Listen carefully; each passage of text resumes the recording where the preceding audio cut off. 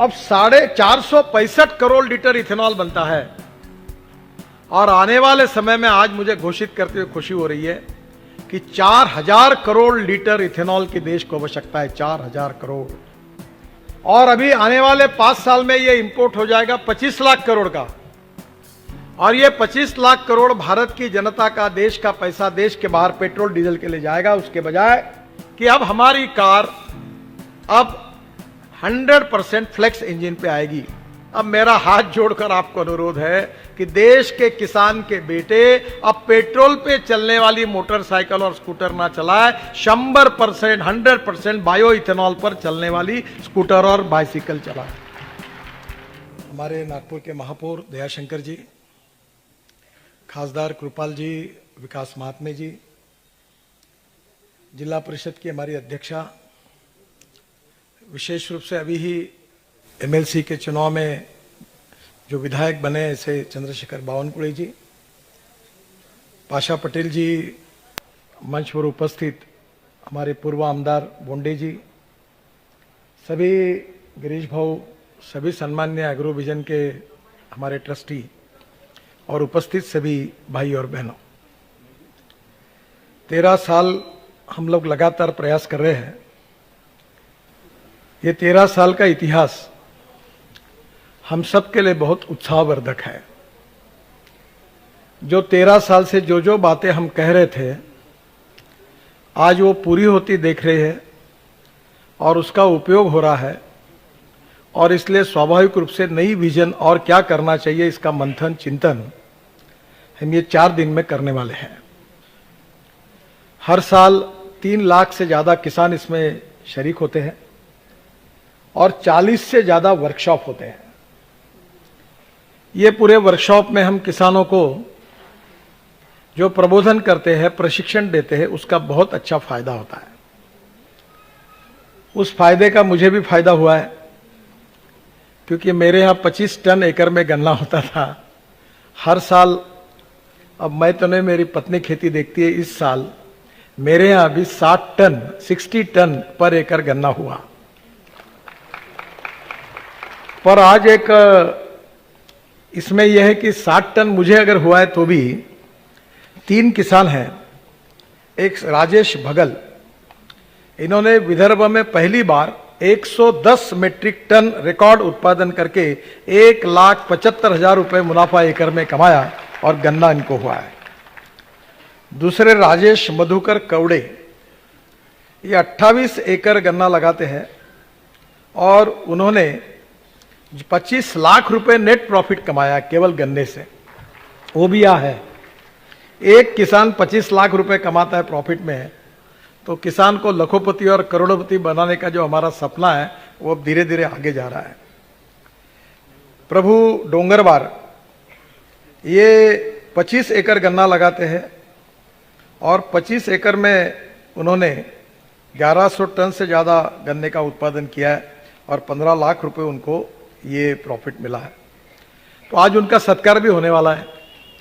तो मेरा कहने का उद्देश्य है कि ये जो वर्कशॉप है, डेयरी पर है, एग्रीकल्चर एक्सपोर्ट पर है, अनेक बातों पर आप कंसर्निंग जो लोग उससे संबंधित है, बांबू पर है, इसका फायदा ले, टेक्नोलॉजी और नॉलेज को समझे। मैं बहुत बार एक बात, 2 बातों के जिक्र करता हूं कि innovation, entrepreneurship, science, technology, research, skilled and successful practices, इसको हम नॉलेज कहते हैं, ज्ञान कहते हैं। और नॉलेज ये शक्ति है, ज्ञान ये शक्ति है, पावर है। और हमारा सबका भविष्य इसके साथ जुड़ा है कि conversion of knowledge into wealth, ज्ञान का रूपांतर संपत्ति में करना, यह हमारे सबके लिए सबसे बड़ा चैलेंज है। और ज्ञान जो है वो प्राप्त कैसे करना ताकि संपत्ति को मिलाना है, तो सीड कौन सा अच्छा होगा, फर्टिलाइजर कौन सा अच्छा होगा, टेक्नोलॉजी कौन सी यूज करेंगे, अगर माल आएगा तो उसका प्रोसेसिंग कैसा होगा, उसका एक्सपोर्ट कैसे होगा, और किसानों के जेब में अच्छा प्रॉफिट कैसे जाएगा, किसान आत्महत्या नहीं करेगा, किसान कर्ज मुक्त होगा, गांव सस्टेनेबल डेवलपमेंट गांव में होगी, गांव गरीब मजदूर किसान का कल्याण होगा और ग्रामीण देश, ग्रामीण भारत, कृषि भारत, वनवासी भारत, ट्राइबल भारत सुखी, समृद्ध, संपन्न, शक्तिशाली होगा। यही हमारा सपना है। एग्रो विजन की प्रेरणा हमको विदर्भ के किसानों ने दी। मैं करीब अब 1980 से लेकर राजनीति में आया हूं और ये शुरुआत के समय में ये बहुत ही अस्वस्थता का, मन को बहुत तकलीफ देने वाला विषय था कि हमारे विदर्भ में 10,000 से ज्यादा किसानों ने आत्महत्या की। और ये आत्महत्या क्योंकि इसका अध्ययन करने के बाद ये बात ध्यान में आई कि हमारी कमियां क्या है, क्या हम यहां के किसानों को समृद्ध संपन्न बना सकते हैं, क्या ये किसानों की आत्महत्या को हम रोक सकते हैं। और इसी के प्रेरणा से जो विचार मिला वो एग्रो विजन के रूप में आप सबके सामने आया है। और इसलिए मैं आप सबसे अनुरोध करूंगा कि आज हमारे कृषि मंत्री भी यहां उपस्थित है, कृषि विभाग के सचिव भी उपस्थित है जो पॉलिसी मेकर है, और बहुत सी बातें मैं भी उनके सामने विचारार्थ रखने वाला हूं। नरेंद्र तोमर जी को याद होगा कि मैं जब बीजेपी का अध्यक्ष था तो तब से मैं एक बात का जिक्र कर रहा था कि किसान केवल अन्नदाता नहीं होगा, किसान ऊर्जादाता होगा। लाल बहादुर शास्त्री जो हमारे प्रधानमंत्री थे, उन्होंने बहुत बड़ा अच्छा स्लोगन दिया था, जय जवान जय किसान। और अब जो जय जवान जय किसान है, ये जय किसान को अगर समृद्ध करना है, संपन्न करना है, तो टेक्नोलॉजी बदल गई। और अब हमने ये बताया, तय किया कि अब किसान को अन्नदाता नहीं ऊर्जादाता बनाएंगे।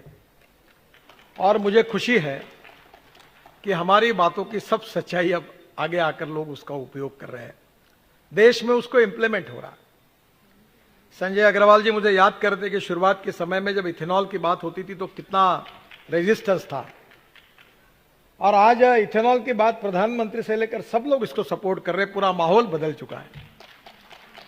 कल मैं मुजफ्फरनगर में था, कम से कम 40,000 किसान थे। मुजफ्फरनगर ये जाट किसानों का कैपिटल है। और मैं जब ये बायोफ्यूल और इस पर बोल रहा था तो इतनी शांतता थी और इतने इससे वो सुन रहे थे, तब मुझे बड़ी खुशी हुई। पहली बार हमारे देश में आज परिस्थिति ऐसी है कि शुगर सरप्लस है। हमारे देश में 240 लाख टन शुगर लगती है, 310 लाख टन पिछले साल हुई, इस बार 325 लाख टन शुगर होगी। और अगर शुगर सरप्लस होगी तो डिमांड एंड सप्लाई के हिसाब से कोई खरीदी करेगा नहीं, तो किसान को कहां से भाव मिलेंगे गन्ने के। ये पहला साल ऐसा आया कि ब्राजील में ड्रॉट आया। अब हमारी शक्कर एक्सपोर्ट होने लगी है और इसलिए स्वाभाविक रूप से हमारी 60 लाख टन अब एक्सपोर्ट हो रही है, जिसके कारण इस साल तो राहत मिल जाएगी। पर यह हर साल नहीं होगा और इसलिए शुगर के बजाय हम इथेनॉल मिलाएं, यह पॉलिसी भारत सरकार ने स्वीकार की है। और आपको मुझे बताते हुए खुशी हो रही है कि पहले हम लोग केवल शुगर केन मोलाइसिस से, जो 1 टन गन्ने में 4% मोलाइसिस निकलता था, उससे हम इथेनॉल बनाते थे। पर आज स्थिति ऐसी हो गई कि आज हम लोग मोलाइसिस से केवल इथेनॉल नहीं बना रहे, हम लोग बी हेवी मोलाइसिस बनाने की भी अनुमति भारत सरकार ने दी। आदरणीय कृषि मंत्री और संजय अग्रवाल जी को मैं बहुत बहुत धन्यवाद दूंगा कि उन्होंने इसमें बहुत अच्छी भूमिका दिखाई। बी हेवी मोलाइसिस यानी जो शुगर में 1 टन में 11%, 11.5% शुगर आती है, वो 3% कम करके मोलाइसिस में डाल दी, तो उससे भी इथेनॉल बनना शुरू हुआ। फिर पेट्रोलियम कंपनी और कृषि विभाग ने और हमारे फूड सप्लाई मिनिस्ट्री ने निर्णय किया कि अब शुगर केन जूस से डायरेक्ट इथेनॉल बनेगा, तो वो भी अभी आ गया।